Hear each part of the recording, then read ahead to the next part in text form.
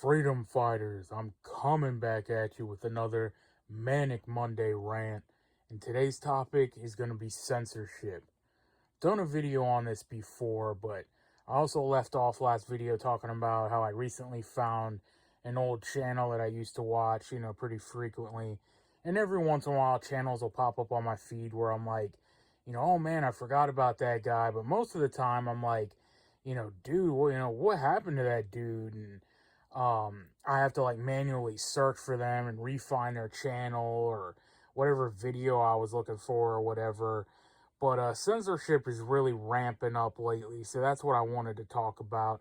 And I've noticed it maybe like a couple months ago where it really started to get bad. And I think it was ramping up, towards the midterms here. And it's going to continue towards the real midterms next year.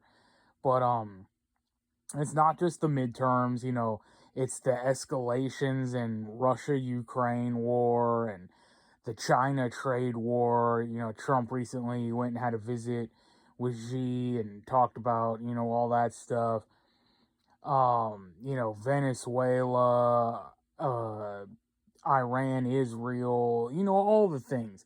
And now, recently, Trump said that he might do military operations within Mexico to fight the cartels. So it's a war on all fronts. Just about everywhere you look, there's somewhere going on a war. Oh yeah, now it's in Nigeria as well. He said, we might have to go in there. So it's literally like all over the globe. It is World War III, and they have to, tighten down the hatches and buckle down and get a foothold on the news. They have to be the arbiters of truth and what's able to get out. They want a monopoly on the information. And AJ correctly named his show the Information War. It's an info war. And ever since the inception of social media, they lost their foothold on the information. And the MSM is dead. No one listens to these people anymore. It's all podcasts. It's independent media and, channels like these that have taken over the space. And I always get a kick when you hear these people, these larger channels talking about censorship and stuff. And I've talked about it before. Like, they know nothing of the censorship of the kind that we face.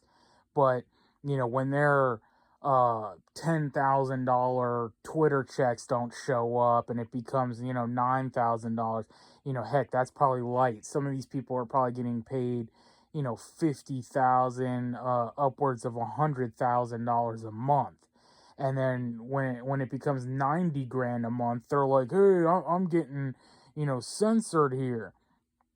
And you hear all the complaining, from these channels, who have millions of subscribers or millions of followers talking about, the censorship of their channel, like Cat Turd and, all these main platform channels and stuff like that. And Canadian Prepper was one that used to always talk about, like, oh, they're censoring me and my channel's being throttled. So he recently made the Prepper News where he said, I'm going to start a new channel and, because Canadian preparedness is being hit too hard. It's being throttled and censored and stuff like that. While I do agree to some extent, it is real. And I don't know if you guys remember, like, the old YouTube. Back like when AJ was still on the platform and a lot of these other, channels where there would be vast conversations. These million channel subs would have, 1,000 comments below and, they would get hundreds of thousands of views, if not millions, and there would be thousands of comments below in the video. And one of the best parts were the comments of the comments. And, you used to have these in-depth conversations with people and these long threads of, people used to have, 4,000, 5,000, 10,000 liked comments. and then underneath their comment there would be hundreds of more comments, right? A thread. And now it's like you go to these channels who have 1 million subs and their videos are still registering, 100,000 or 1 million views, but for some reason they have like 150 comments. Well, did everyone just stop deciding to comment? And then you look at the top replies, or you'll click on like most respected, or the top comments, and it'll be like 200 likes or something like that, and then it'll say like 40 replies, and then you click down on the reply chain, and there's only like 2 or 3 comments visible. Well, it says there's 40 replies to it. What happened to that? And it's because of all the censorship. And I believe it comes partially from the creator. They get their channels, flagged or whatnot. And then if you, on top of it, are a flagged commenter, I think the system basically just glitches out. And this doesn't even let, your comment come to light. They won't even, allow that kind of dissent in information to permeate, throughout the interweb, and let people, get that information. They don't want this kind of information out. And the times we're headed in, like, they don't want people knowing about this stuff. They don't want people awake. So they're shutting down the conversation as much as they can. And this weekend, one of the big comments and things people were talking about was the right-wing civil war. And you had all the rhinos go out to this Jewish coalition meeting or something like that. And you had Mark Levin, who's always doing it. Who told you first, right? Freedom Fighter was on it. I was one of the first people talking about him, and really the right-wing divide in civil war that has been within our party for a long time. But again, they'd call me crazy. And back in the day when, Sean Hannity and Laura Ingraham were telling you everything's gravy, within the Republican Party, MAGA's united, and we're taking over and we're taking the country back, early 2016 and all that. And I could already see the divide taking place. And I mean, it was sealed in stone after, the election and all that, and J6 happened, and you saw the divide there, all the stuff that came out. But anyway, so now the people who were always called the rhinos and are now calling the actual MAGA base, not part of it. So in this Jewish coalition meeting, you had like Randy Fine and Lindsey Graham, and like I said, Mark Levin, the establishment talking heads, puppets out there pushing their Israel agenda and all that. And they had, Tucker isn't MAGA signs, and they're pushing up all against this. And Mark Levin is like, talking about censorship, and, you think you're gonna, we're gonna let your little podcast or your comments go unnoticed. And, he's talking about doxing and everything. He's like, you're not gonna have a job, or there's consequences to these kinds of comments. They're literally, putting out the accusations against them that they act like that doesn't happen. They're saying in open debate, like, no, this is what's going to happen. We're going to call you out. We're going to, cancel your accounts. We're going to shadow ban your account. We're going to find out where you work, and there's going to be repercussions for your thought, right? Your ideology and your thought crimes, you will be held accountable for. And this is coming from this so-called right, which I've said all along. And, that's what Tucker recently had that interview with Nick Fuentes. And, whatchamacallit, well, I talked about that in the right-wing Civil War video that I did. And that how him and Charlie Kirk, one guy was pushed to the forefront because he had the acceptable Fox News talking points.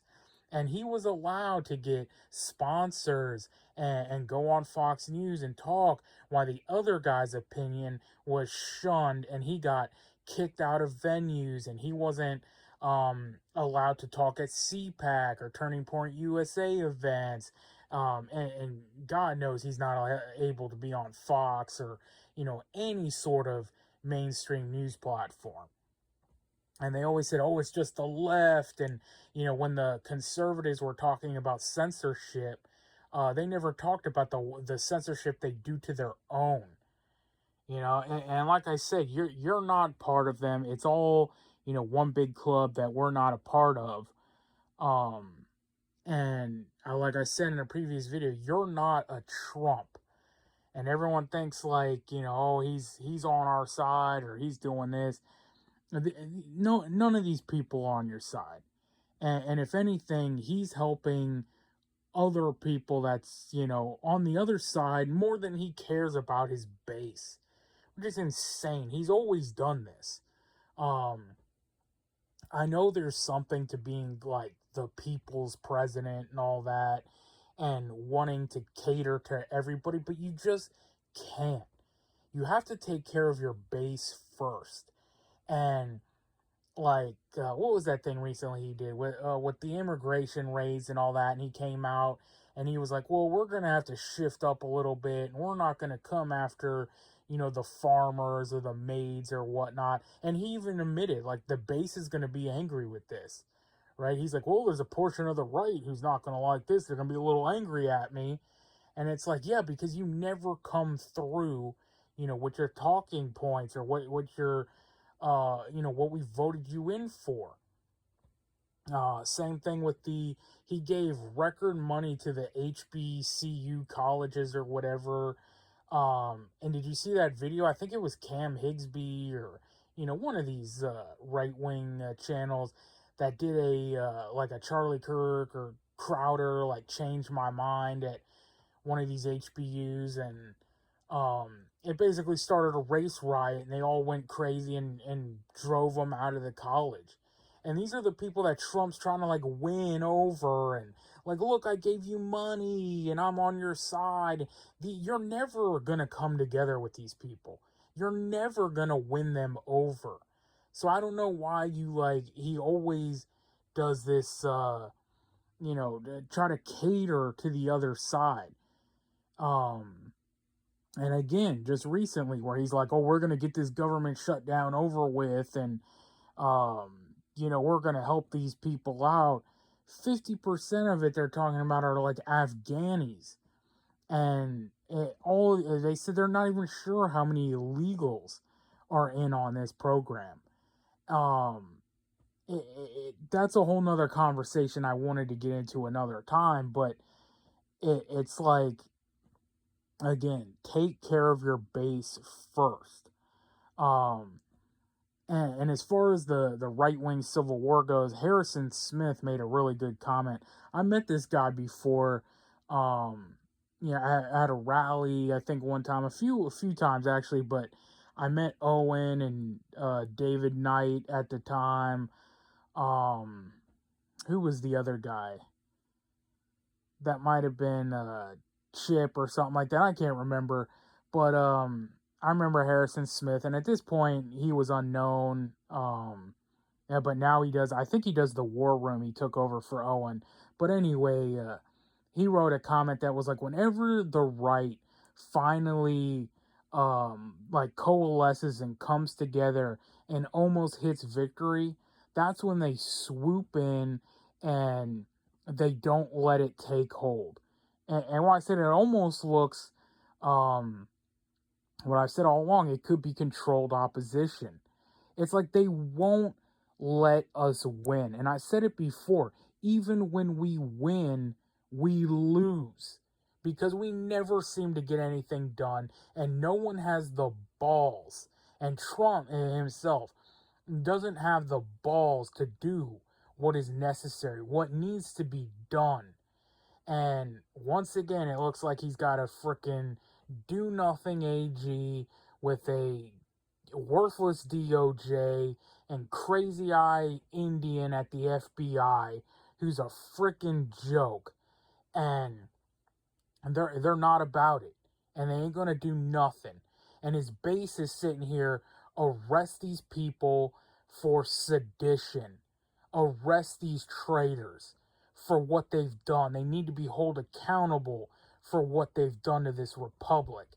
And they're bringing around small-time charges that aren't going to hold up. You know, lying to Congress from Comey, Letitia James not signing her check rights or whatever, something about her mortgage, fraud or something. What about the sedition and treason that they have committed? They won't hold them up on that because they have no plans to. These people don't feel how I feel. You know, they don't want these people they don't want, to happen to these people what I want to happen, what I feel needs to happen to take back this country. So they're blaming people like me, people like you, and Nick and Tucker and all this. They're already starting a narrative. Well, we're gonna lose the midterms. Laura Loomer came out and said, Tucker's gonna cost the GOP the midterms, and people like Nick are gonna lose us the presidency in 28. And they're already lining it up for you and I to catch the blame, because you didn't go along to get along. You weren't, a good little boy or girl and do as you're told and fall in line with the Republican rhinos. And I thought that's who we were against. But now they're like, no, you got to join them. And they'll tell you what MAGA is. Not actually America first, but other countries first and globalism first. Anyway, man, I'm just going to wrap that up. I'm getting a little long-winded here and getting late. But, man, until the next one, you know what it is, man. We are on our own. Nobody's coming to save us. So get right with God, because only God can save you. Freedom fighters out.